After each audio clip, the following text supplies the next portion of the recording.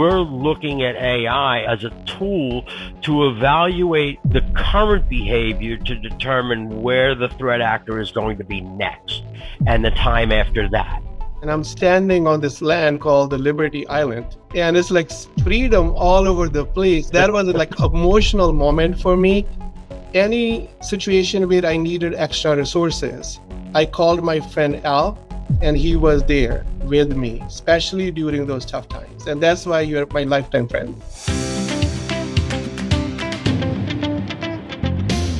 Hi, Al. Welcome to the show, man. Hi, Sonny. It is great to see you again, and I miss you. So great to see you. So good. We've got to find a way to. We've got to find a way to get connected again. I know that I missed last year's. You had a was your anniversary? Was that what it was? Last year was my 25th anniversary. Yes. I was out of town and didn't have. So I happy belated anniversary. Thanks. Give your wife a big kiss from me. Thank you. We are just celebrating with our channel friends day prior to the conference because I've been around the block from now almost 25 years in this community, and you build a lot of friendships. They're friends for a reason, they're friends for a season, and they're friends for a lifetime. You are a lifetime friend. And how I define from my perspective, lifetime friends are in good times and in bad times, they're with you. And 100%. They're more with you during bad times than good times. Good times, everyone wants to be your friend. Bad times, only few wants to be your friend, or they will stick with you. And I know in the history of our entrepreneurship, we always run into challenges as companies, as entrepreneurs, where you need to have someone who is your soundboard. You need to have a friend you can trust. Any situation where I needed extra resources, I called my friend Al, and he was there with me, especially during those tough times. And that's why you're my lifetime friend. Well, I very much appreciate that. I don't know that I'm worthy of that, but I certainly very much appreciate that.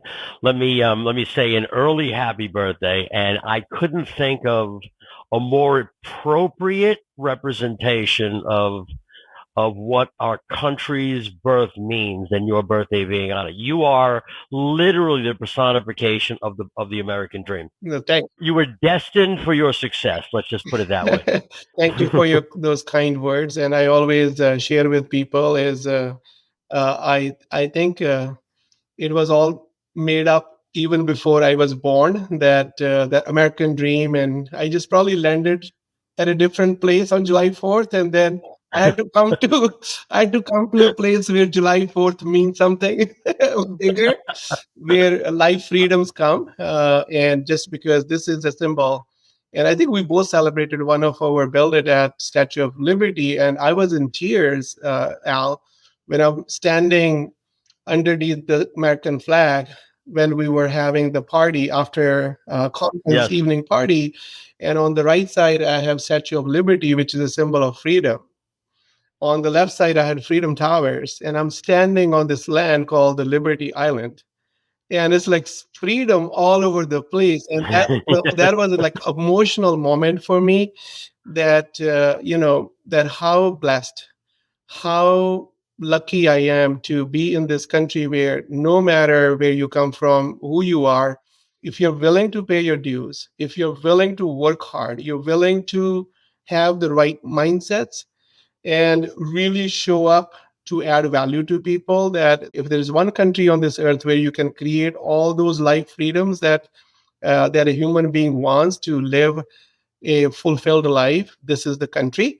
But before we take too much time on this, I would like to start. I can spend all day on this, by the way. I would love to start with your journey, Al, that if you can give us a quick, brief overview of where you started and where you are now, a very successful entrepreneur, Cyber Guard 360, and you are one of those entrepreneurs I respect a lot. So give us your journey.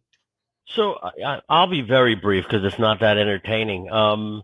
But I would say the core value is not entrepreneurship, but opportunity in general, which translates for, those of us that fall victim to being an entrepreneur. That opportunity generates multiples in terms of outcomes, whatever those outcomes may be. I remember a 4th of July on a boat in New York Harbor.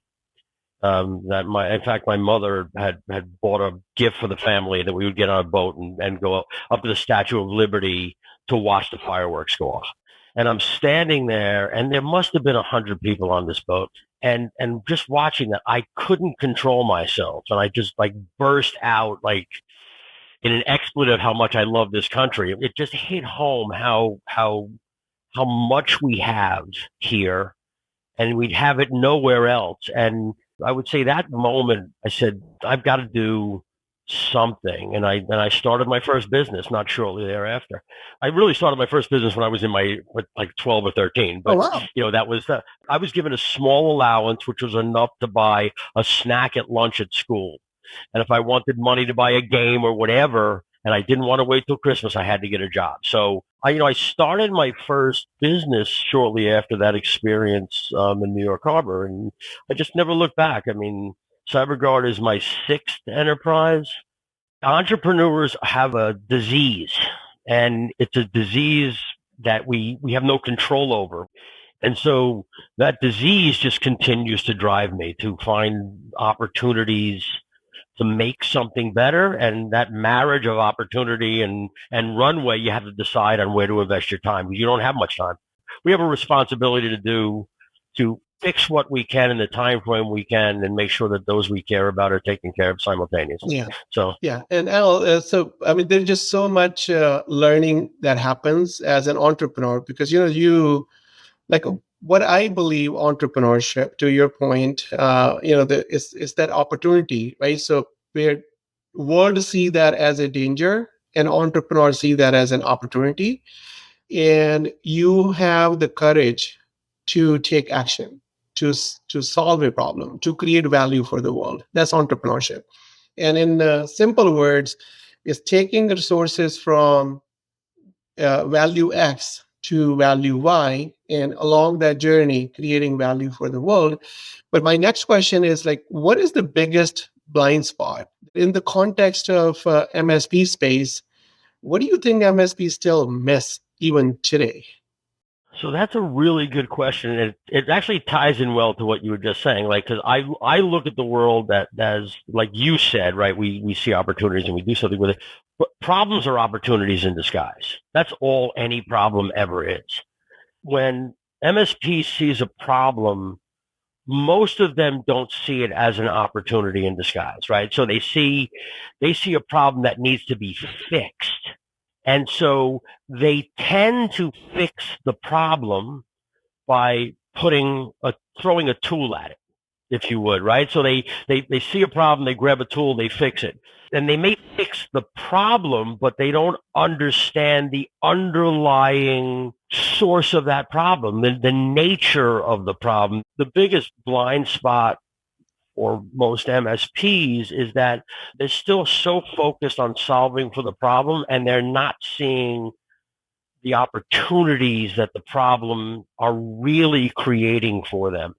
Ultimately, it's about helping the client achieve its business goals, not by putting a band-aid on the problem, but solving the underlying issues that created that problem. They need to think more broadly, like, what is the right tool, not the least expensive tool? And then how do I explain to my client why we use these tools to help them be better at what they do and grow their business? They need to think more broadly. What is the right tool, and then how do I explain to my client how it helps them? Yeah, how I create value using the right 100%. tools. So, Al, there is a big conversation going on right now in the channel is on AI. How do I think about AI? How should I monetize AI? How should I really be part of this whole growth story?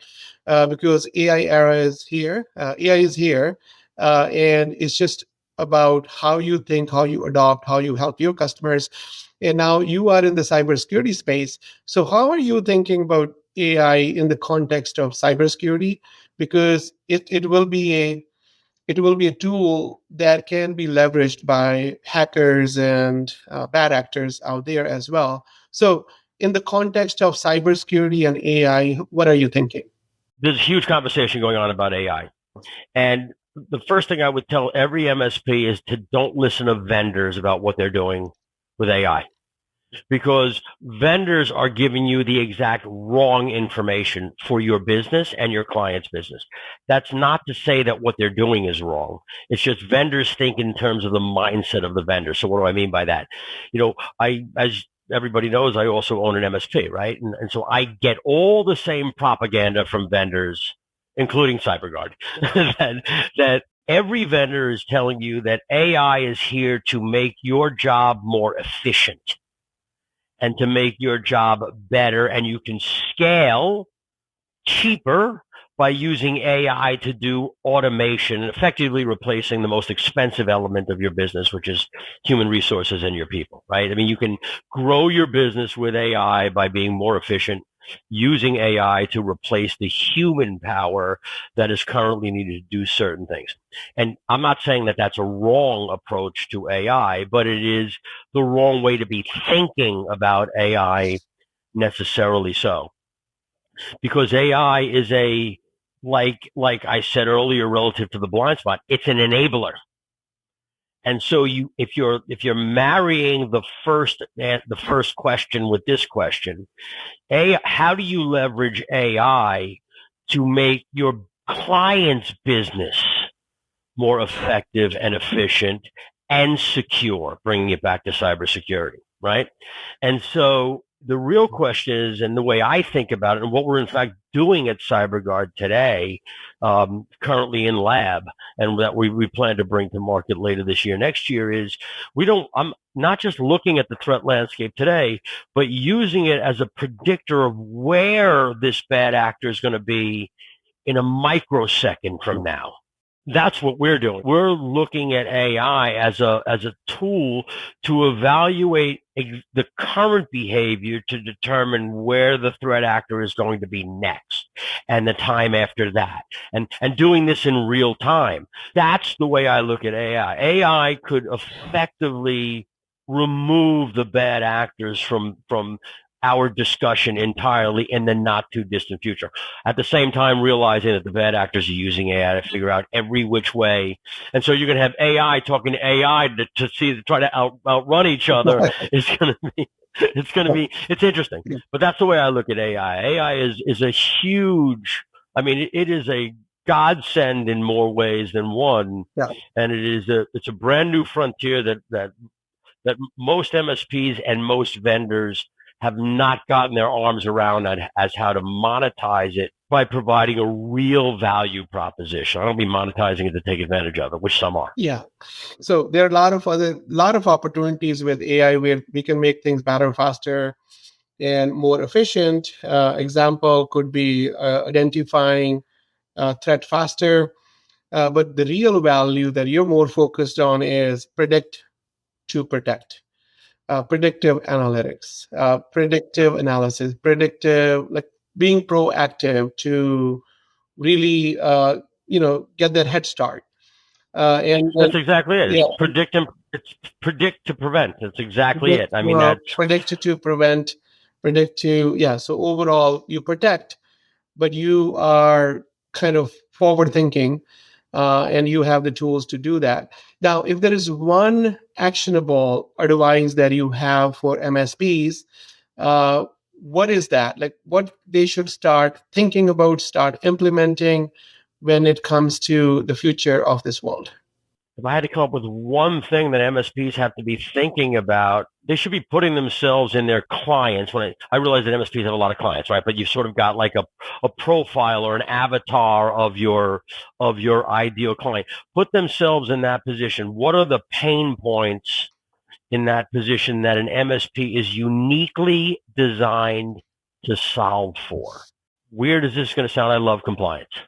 I love compliance because it is the goal of everything that we do in the MSP space. which is exactly what MSPs do, right? I mean, you implement tools and put controls and process around those tools so that you maximize productivity for your client, you maximize uptime for that client, you make your engineers more efficient. You see exactly where your business is going to be in 6 months, 12 months, 18 months, 24 months, 30. If you have the controls in place, both in terms of tool sets and processes around those tool sets to implement, as well as you don't expect what you don't inspect, the visibility into those outcomes so you can adjust accordingly.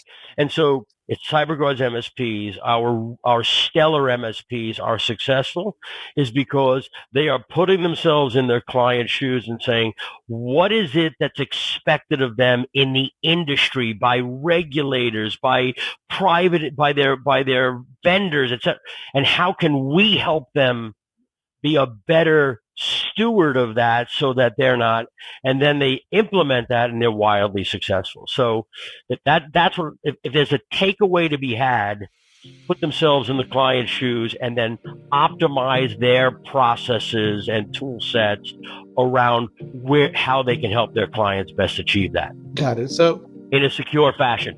Let me be clear about so that. identify their customers' opportunities, their dangers, and use MSP as a strength, technology solution provider, advisor as a strength to solve their problems, or help them overcome their obstacles, eliminate their friction, eliminate their dangers.